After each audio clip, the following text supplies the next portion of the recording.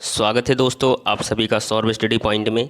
तो आइए डेली की तरह हम आप लोगों के लिए लेकर के आए हुए हैं पीईटी की दोस्तों महत्वपूर्ण क्लास रहने वाली है। तो जो भी बच्चे पीईटी की तैयारी कर रहे हैं उनके लिए ये क्लास बहुत ही इंपॉर्टेंट है और वीडियो पे अंत तक बने रहें। तो आइए शुरू करते हैं। हमारा पहला प्रश्न क्या दिया गया है कि डलहौजी ने भारत में ब्रिटिश साम्राज्य के लिए अवध को कब्जे में लिया। तो दोस्तों अवध को कब्जे में कैसे लिया, तो आइए बात कर लेते हैं। तो अगर राइट ऑप्शन के बारे में बात करें तो पहला ऑप्शन दिया गया कि सहायक गठबंधन की नीति के माध्यम से, दूसरा ऑप्शन है युद्ध छेड़कर, तीसरा ऑप्शन है कि राज्य में अव्यवस्था के माध्यम से, चौथा ऑप्शन है हड़प्पा नीति के माध्यम से। अगर हम बात कर ले राइट ऑप्शन के बारे में तो सी ऑप्शन जो होगा हमारा करेक्ट हो जाएगा। राज्य में अव्यवस्था के माध्यम से अवध को कब्जे में लिया था। आइए हम बात कर लेते हैं। यहाँ पर है दोस्तों लॉर्ड डलहौजी से रिलेटेड समस्या क्या बात थी क्या नहीं। तो लॉर्ड डलहौजी ने राज्य में अव्यवस्था के माध्यम से दोस्तों क्या अव्यवस्था के माध्यम से अवध को अपने कब्जे में लिया। और अगर हम बात कर लें कि राज्य हड़प नीति जो है,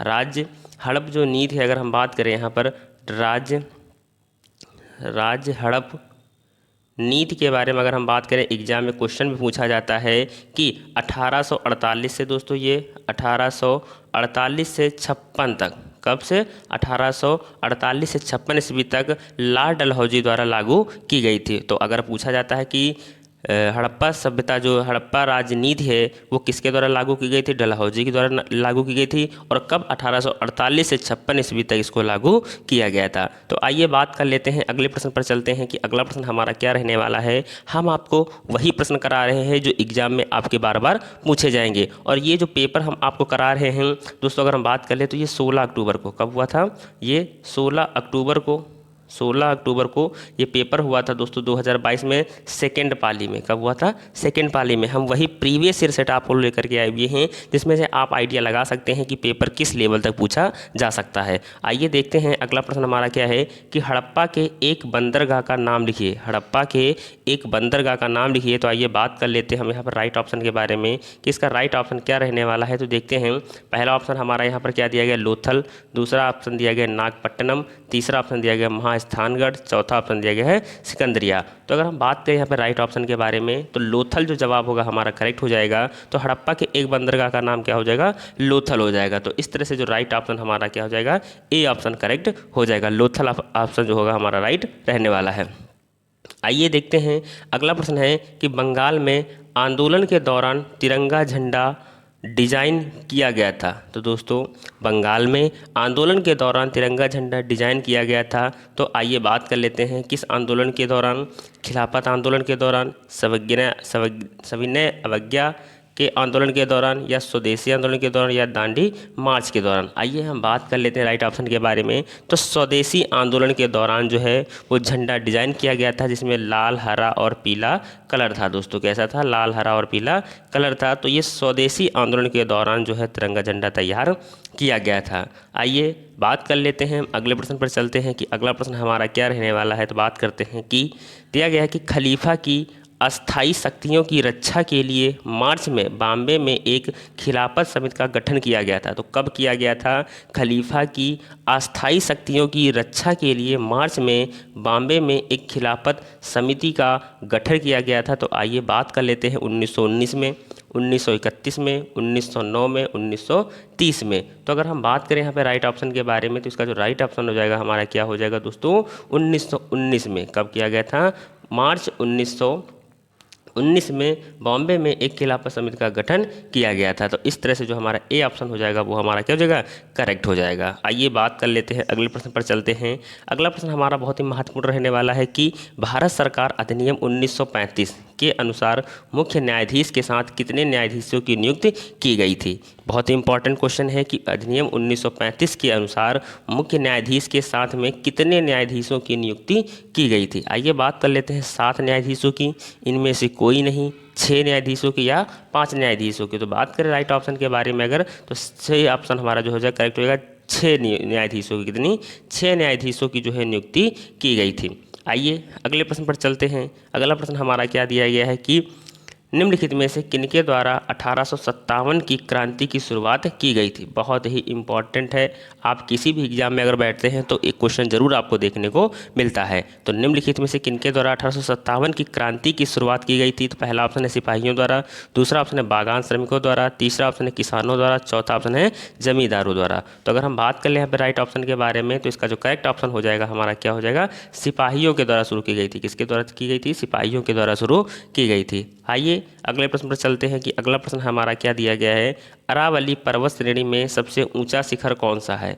अरावली जो पर्वत श्रेणी है उसमें सबसे ऊंचा जो शिखर है वो कौन सा है। तो आइए बात कर लेते हैं हम राइट ऑप्शन के बारे में। यहाँ पे देखते हैं पहला ऑप्शन हमारा दिया गया है डोडा बेट्टा, दूसरा ऑप्शन है पचमढ़ी, तीसरा ऑप्शन है गुरु शिखर, चौथा ऑप्शन है अनाईमुडी। अगर हम बात करें यहाँ पे राइट ऑप्शन के बारे में कि इसका करेक्ट ऑप्शन क्या हो जाएगा दोस्तों, तो गुरु शिखर जो जवाब होगा हमारा करेक्ट हो जाएगा। तो इसी तरह के जो प्रश्न हैं आपको एग्जाम में बारी बारी से देखने को मिलेंगे। तो गुरु शिखर जो होगा वो हमारा इसका राइट ऑप्शन हो जाएगा। आइए बात करते हैं अगले प्रश्न पर चलते हैं कि अगला प्रश्न हमारा क्या है कि ग्रीष्मकाल में उत्तरी मैदानों में बहने वाली पवन कहलाती है।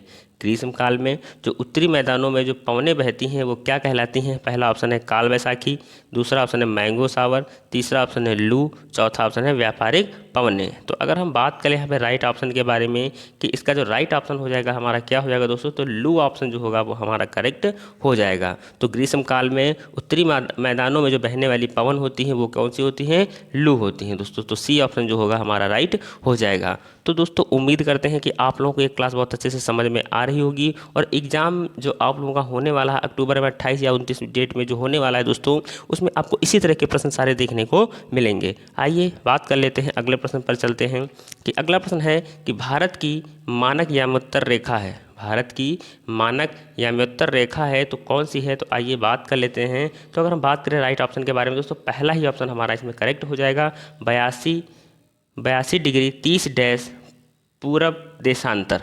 क्या हो जाएगा, जो 82 डिग्री 30 डैश पूरब देशांतर जो जवाब होगा हमारा क्या हो जाएगा, करेक्ट हो जाएगा। तो इस तरह से ए ऑप्शन जो होगा हमारा राइट हो जाएगा। और दोस्तों जो हम आपको ये जो UP triple S C PT की जो क्लास करा रहे हैं, इस 16 अक्टूबर 2022 को जो सेकेंड पाली में पेपर आया था, मैं वही पेपर आप लोगों के लिए करा रहे हैं। आइए बात करते हैं अगले प्रश्न पर चलते हैं कि अगला प्रश्न हमारा क्या है, निम्नलिखित में से कौन सी घटना की प्रतिक्रिया से भारत छोड़ो आंदोलन चलाया गया था। निम्नलिखित में से कौन सी घटना की प्रतिक्रिया में भारत छोड़ो आंदोलन चलाया गया था। तो आइए बात कर लेते हैं राइट ऑप्शन के बारे में कि इसका राइट ऑप्शन जो होगा हमारा क्या हो जाएगा। तो देखते हैं पहला ऑप्शन है कैबिनेट मिशन प्लान, दूसरा ऑप्शन है वेवन प्लान, तीसरा ऑप्शन हमारा यहाँ पर दिया गया है साइमन कमीशन रिपोर्ट, चौथा ऑप्शन है क्रिप्स मिशन रिपोर्ट। तो अगर हम बात कर लेते हैं यहाँ पर राइट ऑप्शन के बारे में कि इसका करेक्ट ऑप्शन क्या हो जाएगा दोस्तों, तो इसका चौथा ऑप्शन जो होगा हमारा राइट हो जाएगा, क्रिप्स मिशन की विफलता के कारण जो है वो भारत छोड़ो आंदोलन चलाया गया था। तो क्या हो जाएगा, डी ऑप्शन जो होगा हमारा करेक्ट हो जाएगा। तो इसी तरह के जो प्रश्न हैं आपको एग्जाम में बारी बारी से देखने को मिलेंगे। आइए बात कर लेते हैं कि क्रिप्स मिशन की विफलता के बाद भारत छोड़ो आंदोलन चलाया गया था। 8 अगस्त 1942 को अखिल भारतीय कांग्रेस समिति की बैठक ग्वालियर टैंक मुंबई में आयोजित की गई थी और भारत छोड़ो आंदोलन की घोषणा की गई थी। तो ये था हमारा भारत छोड़ो आंदोलन और क्रिप्स मिशन की विफलता के कारण दोस्तों। आइए देखते हैं अगला प्रश्न हमारा क्या दिया गया है। तो बात कर लेते हैं अगले प्रश्न के बारे में कि कौन सी सबसे ऊंचा भारतीय शिखर है। कौन सा सबसे ऊंचा जो है वो भारतीय शिखर है। तो आइए बात कर लेते हैं। पहला ऑप्शन है कंचनजंगा, दूसरा ऑप्शन है कामेत, तीसरा ऑप्शन है केटन, चौथा ऑप्शन है नंदा देवी। अगर हम बात करें राइट ऑप्शन के बारे में तो इसका करेक्ट ऑप्शन हो जाएगा हमारा कंचनजंगा जो जवाब होगा हमारा राइट हो जाएगा। तो क्या हो जाएगा दोस्तों, ए ऑप्शन जो होगा हमारा करेक्ट हो जाएगा, कंचनजंगा ऑप्शन हमारा राइट हो जाएगा। आइए बात कर लेते हैं अगले प्रश्न के बारे में। अगला प्रश्न है नई आर्थिक नीति को सामान्यता विकास के मॉडल के रूप में जाना जाता है। नई आर्थिक नीति को सामान्यता विकास के मॉडल के रूप में जाना जाता है। तो पहला ऑप्शन है सीएनजी, दूसरा ऑप्शन है एलएनजी, तीसरा ऑप्शन है एलपीजी, चौथा ऑप्शन है पीएनजी। तो अगर हम बात करें यहाँ पे राइट ऑप्शन के बारे में, इसका करेक्ट ऑप्शन क्या हो जाएगा हमारा एलपीजी जवाब होगा हमारा करेक्ट हो जाएगा दोस्तों। एलपीजी जो होती है ये घरेलू सिलेंडरों में भरी जाने वाली लिक्विड पेट्रोलियम गैस, इसका फुल फॉर्म होता है जो घरेलू गैसों में इसका प्रयोग किया जाता है।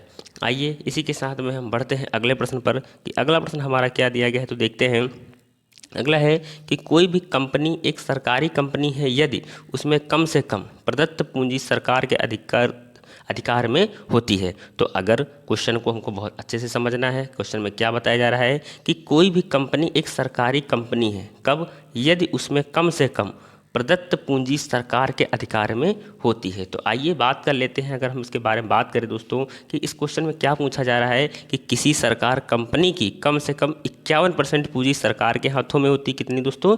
51% जो होती है वो पूंजी सरकार के हाथों में होती है। यदि सरकार के हाथों में 49% या इससे कम पूंजी होती है तब उस कंपनी को निजी कंपनी कहा जाता है। तो इसमें ऑप्शन जो होगा हमारा क्या हो जाएगा? 51% अगर होगा दोस्तों तो वो दोस्तों किसके अंडर में हो जाएगी? सरकार के हाथों में होती है। तो इसका जवाब हमारा 51% जो होगा वो जवाब राइट हो जाएगा। तो ए ऑप्शन जो होगा हमारा करेक्ट हो जाएगा। आइए देखते हैं हमारा अगला प्रश्न क्या दिया गया है कि उत्तर प्रदेश के निम्न में से किस जिले में नैमिषारण्य तीर्थ स्थान अव्यवस्थित है। तो आइए बात कर लेते हैं कि जो उत्तर प्रदेश के निम्न में से कौन सा जिला है जहां पर नैमिषारण्य तीर्थ स्थान अव्यवस्थित है। तो आइए बात कर लेते हैं। पहला ऑप्शन है अयोध्या, दूसरा ऑप्शन है मुरादाबाद, तीसरा ऑप्शन है सीतापुर, चौथा ऑप्शन है बलिया। तो अगर हम बात कर लें यहाँ पे राइट ऑप्शन के बारे में तो हमारा जो राइट ऑप्शन हो जाएगा सीतापुर जो जवाब होगा करेक्ट हो जाएगा। तो नैमिषारण्य कहाँ पर स्थित है? सीतापुर के अंदर ये स्थित है। आइए बात करते हैं अगले प्रश्न के बारे में कि अगला प्रश्न हमारा क्या दिया गया है। तो देखते हैं यहाँ पर कि कृषि तथा ग्रामीण क्षेत्रों को वित्त पोषण करने वाली एक केंद्रीय या शीर्ष संस्था है। कृषि तथा ग्रामीण क्षेत्रों को वित्त पोषण करने वाली एक केंद्रीय या शीर्ष संस्था है, तो वो कौन सी है? तो आइए बात कर लेते हैं राइट ऑप्शन के बारे में। पहला ऑप्शन है सिडबी, दूसरा ऑप्शन है IFCI, तीसरा ऑप्शन है नाबार्ड, चौथा ऑप्शन है एक्सिम बैंक। तो अगर हम बात करें यहाँ पे राइट ऑप्शन के बारे में तो नाबार्ड जो जवाब होगा वो हमारा करेक्ट हो जाएगा। तो नाबार्ड कृषि तथा ग्रामीण क्षेत्र को वित्त पोषण करने वाली शीर्ष संस्था है। इसकी स्थापना अगर हम बात करें नाबार्ड की स्थापना के बारे में अगर हम बात करें दोस्तों तो कब हुई थी? तो ये 12 जुलाई 1982 को कब हुई थी?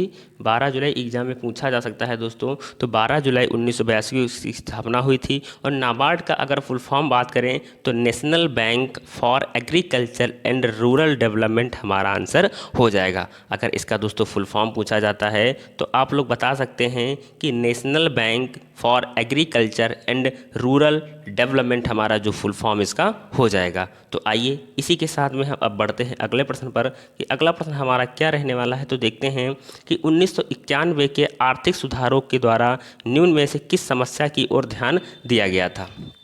क्या क्वेश्चन में पूछा जा रहा है कि 1991 के आर्थिक सुधारों के द्वारा निम्न में से किस समस्या की ओर ध्यान दिया गया था। तो किस समस्या की ओर ध्यान दिया गया था? पहला ऑप्शन है भारतीय रुपए के मूल्यह्रास, दूसरा ऑप्शन है ये सभी, तीसरा ऑप्शन है आर्थिक नीति की सफलता, चौथा ऑप्शन है विदेशी मुद्रा भंडार में संकट। तो आइए हम बात करें यहाँ पर राइट ऑप्शन के बारे में कि इसका राइट ऑप्शन क्या हो जाएगा। तो डी ऑप्शन जो होगा हमारा करेक्ट हो जाएगा दोस्तों कि विदेशी मुद्रा भंडार में संकट। क्या हो जाएगा?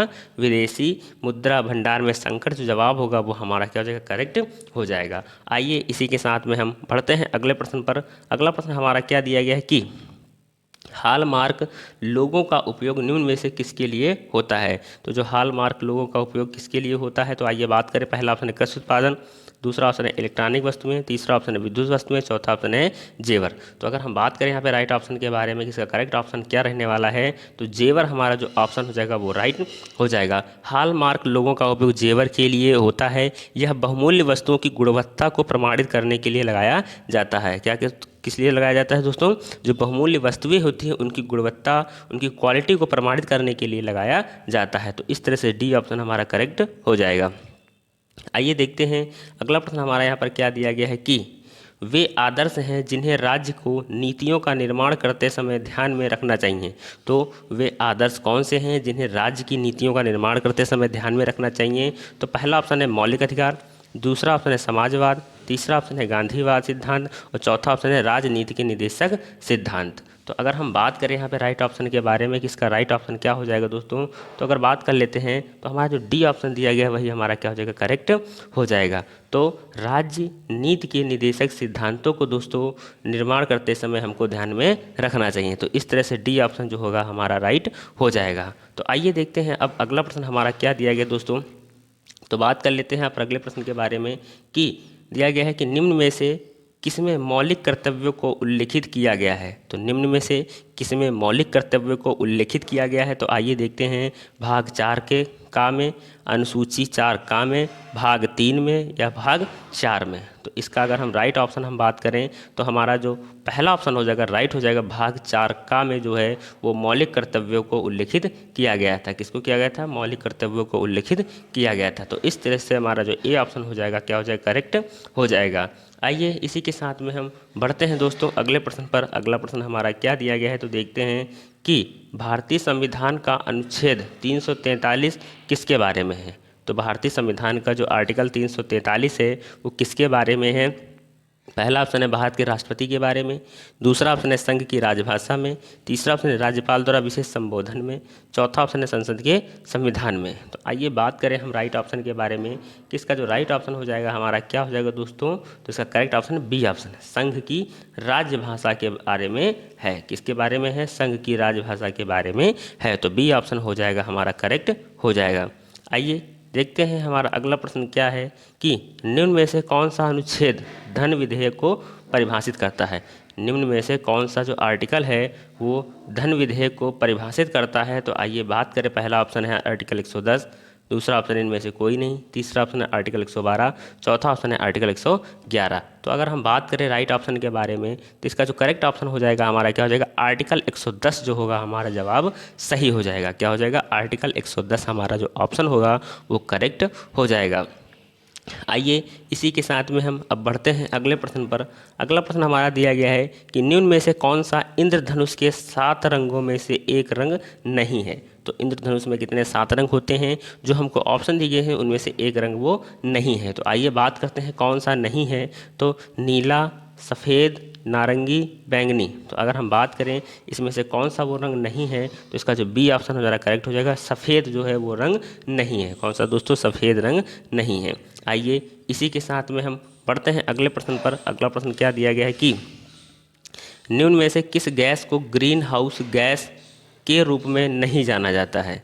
निम्न में से किस गैस को ग्रीन हाउस गैस के रूप में नहीं जाना जाता है। तो वो कौन सी गैस हो जाएगी? पहला ऑप्शन है मीथेन, दूसरा ऑप्शन है आर्गन, तीसरा ऑप्शन है कार्बन डाइऑक्साइड, चौथा ऑप्शन है नाइट्रस ऑक्साइड। तो अगर हम बात करें राइट ऑप्शन के बारे में तो बी ऑप्शन करेक्ट हो जाएगा। आर्गन जो है इसको हम ग्रीन हाउस गैस के नाम से नहीं जानते हैं, के रूप में नहीं जाना जाता है। तो इस तरह से जो हमारा बी ऑप्शन हो जाएगा वो क्या हो जाएगा? करेक्ट हो जाएगा।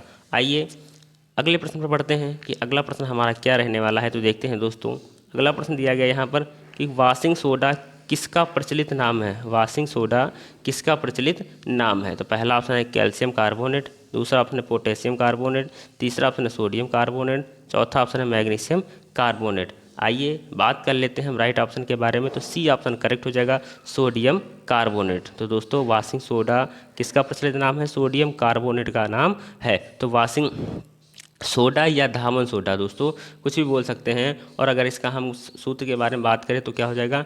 Na2CO3, Na2CO3 जो हमारा इसका जो होता सूत्र हो जाएगा। आइए देखते हैं हमारा अगला प्रश्न क्या दिया गया है दोस्तों। अगले प्रश्न के बारे में बात कर लेते हैं कि निम्न में से कौन सी सर्वोच्च न्यायालय के न्यायाधीश की सेवानिवृत्ति की सही आयु है। तो कौन सी सर्वोच्च न्यायालय के न्यायाधीश की सेवानिवृत्ति मतलब रिटायरमेंट की दोस्तों जो सही एज है वो कौन सी है। तो बात करें पहला ऑप्शन है 65 वर्ष, दूसरा ऑप्शन है 58 वर्ष, तीसरा ऑप्शन है 60 वर्ष, चौथा ऑप्शन है 62 वर्ष।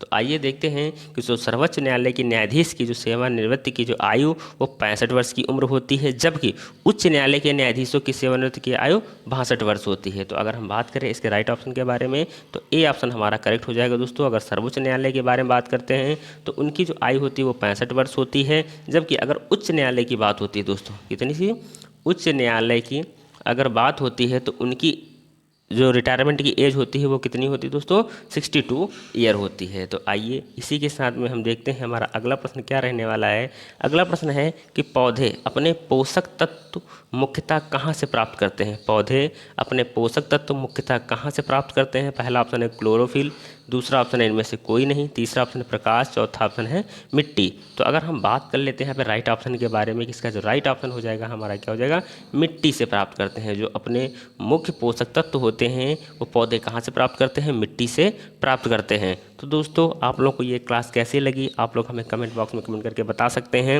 और हम आपको एक डेली क्लास प्रोवाइड कराएंगे जो एग्जाम में आपको बहुत अच्छा स्कोर कर सकेंगे। तो दोस्तों अगर चैनल पे अभी तक नए हैं तो चैनल को सब्सक्राइब करना ना भूलें। धन्यवाद।